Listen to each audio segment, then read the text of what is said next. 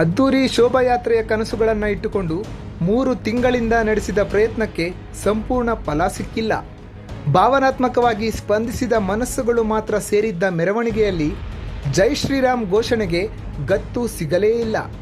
ಎಲ್ಲರ ಮನೆ ಮಾತಾಗಬೇಕಾಗಿದ್ದ ಶೋಭಾಯಾತ್ರೆ ಯಾರೋ ಕೆಲವರ ಪಿಸುಮಾತುಗಳಿಗೆ ಸೀಮಿತವಾಯಿತು. ಇನ್ನು ಸ್ಥಳೀಯ ನಾಯಕರು ಶೋಭಾಯಾತ್ರೆಗೆ ಸ್ಪಂದಿಸದೆ ದೂರ ಉಳಿದು ತಾವೇನೋ ಸಾಧಿಸಿಬಿಟ್ವಿ ಅಂತ ಮೆರೆದ್ರು. ಇದು ಶಿಡ್ಲಘಟ್ಟ ನಗರದಲ್ಲಿ ನಡೆದ ಶೋಭಾಯಾತ್ರೆಯ ಬಗ್ಗೆ ಜನರಿಂದ ಕೇಳಿ ಬರ್ತಿರೋ ಮಾತುಗಳು. ಶೋಭೆ ಹೆಚ್ಚಿಸದ ಶೋಭಾಯಾತ್ರೆ. ಆಗಾಗ ಕಾಡಿದ ವರುಣನ ಕಂಗೆಣಿಗೆ ಗುರಿಯಾದ ದೊಡ್ಡ ಜಾತ್ರೆ. ವಿಶ್ವ ಹಿಂದೂ ಪರಿಷತ್ ಹಾಗೂ ಬಜರಂಗದಳ ಸಂಘಟನೆಗಳ ಅವಿರತ ಶ್ರಮಕ್ಕೆ ಇಲ್ಲಿ ಫಲ ಸಿಗಲೇ ಇಲ್ಲ. ನಾವೆಲ್ಲ ಹಿಂದೂ, ನಾವೆಲ್ಲ ಒಂದು ಎನ್ನುವ ಘೋಷವಾಕ್ಯ ಮಾರ್ದನಿಸಲಿಲ್ಲ. ಹನುಮಂತಪುರ ಗೇಟಿಂದ ಶುರುವಾದ ಶೋಭಾಯಾತ್ರೆ ರೈಲ್ವೆ ನಿಲ್ದಾಣದವರೆಗೂ ಒಂದಷ್ಟು ಮೆರುಗು ತಂದಿದ್ದು ಬಿಟ್ರೆ ನಗರದಲ್ಲಿ ಕೇಸರಿ ಬಣ್ಣ ಕಣ್ಣಿಗೆ ರಾಚಲೇ ಇಲ್ಲ ಅನ್ನೋದು ಸಂಘಟನೆಯ ಹಲವರ ಮನದಾಳದ ನೋವು.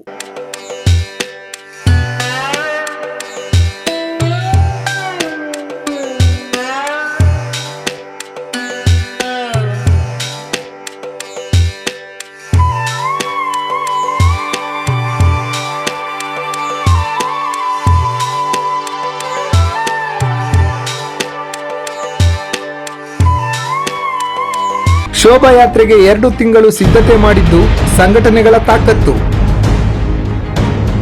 ಇಡೀ ಕಾರ್ಯಕ್ರಮವನ್ನ ಸ್ವಾರ್ಥಕ್ಕೆ ಮಾಡಿಕೊಂಡಿದ್ದು ಒಂದೇ ಪಕ್ಷದ ಗಮ್ಮತ್ತು. ಬರೋಬ್ಬರಿ 2.5 ತಿಂಗಳುಗಳ ಕಾಲ ವಿಶ್ವ ಹಿಂದೂ ಪರಿಷತ್ ಹಾಗೂ ಬಜರಂಗದಳ ಸಂಘಟನೆಯ 100 ಕಟ್ಟ ಅಭಿಮಾನಿಗಳು ನಡೆಸಿದ ಅವಿರತ ಶ್ರಮ ಶೋಭಾಯಾತ್ರೆಯ ಫಲ. ಹನುಮಂತಪುರ ಗೇಟ್ ಬಳಿ ಕಾರ್ಯಕ್ರಮ ಶುರುವಾದಾಗ ಜೋಶ್ ಜೋರಾಗೇ ಇತ್ತು.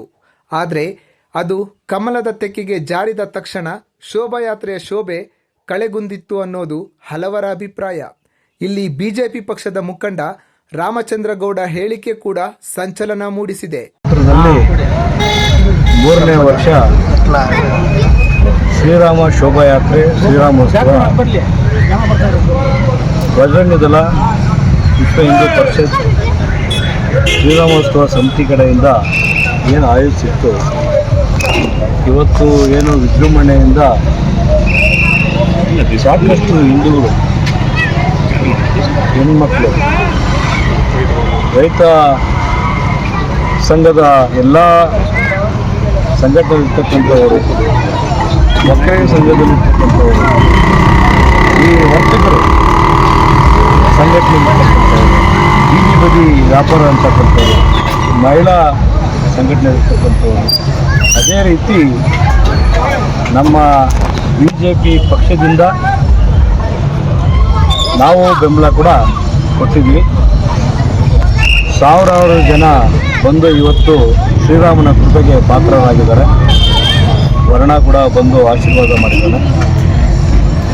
ಈ ಒಂದು ಶೋಭಾಯಾತ್ರೆ ಸಂಕೇತ ಏನಂದರೆ, ಇವತ್ತು ಬಹುಸಂಖ್ಯಾತ ಹಿಂದೂ ರಾಷ್ಟ್ರ, ಈ ರಾಷ್ಟ್ರದಲ್ಲಿ ಇವತ್ತು ನಾವೆಲ್ಲಿದ್ದೀವಿ ಅಂತ ಹುಡುಕೋದು ಇವತ್ತು ಆಗೋದು.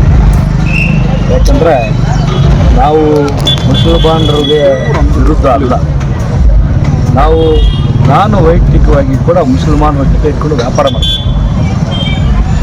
ಆದರೆ ಇವತ್ತು ಏನು ನಮ್ಮ ಭಾರತದಲ್ಲಿ ಕೆಲವು ಕಿಡಿಗೇಡಿಗಳು, ಅವರು ಅನ್ಎಜುಕೇಟೆಡ್ ಗೊತ್ತಿಲ್ಲ, ಮತಾಂಧರು, ಅವರು ಮಾಡ್ತಕ್ಕಂಥ ಕೃತ್ಯಗಳಿಂದ ಇವತ್ತು ಏನು ನಮ್ಮಲ್ಲಿ ಭಾರತದಲ್ಲಿ ಇವತ್ತು ಮೋದಿಜಿಯವರ 12 ವರ್ಷ, ಹೆಚ್ಚು ಕಡಿಮೆ 11 ವರ್ಷ ಆಡಳಿತದಲ್ಲಿ ಯಾವತ್ತೂ ಆಗಿರಲಿಲ್ಲ.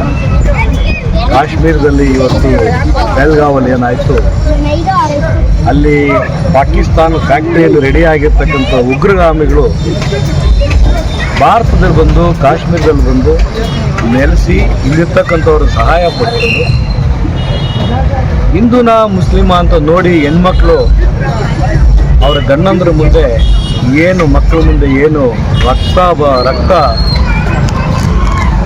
ಚೆಲ್ಲಿದೆ. ಒಟ್ಟಾರೆ ಪುಲ್ವಾಮಾ ಅಟ್ಯಾಕ್ ನಂತರ ನಡೆದ ಶೋಭಾಯಾತ್ರೆಯ ಬಗ್ಗೆ ಹಲವು ನಿರೀಕ್ಷೆಗಳು ಮನೆ ಮಾಡಿತ್ತು. ಆದರೆ ಆರಂಭದ ಗಾಳಿ ಕೊನೆಗೆ ಉಳಿಯಲಿಲ್ಲ.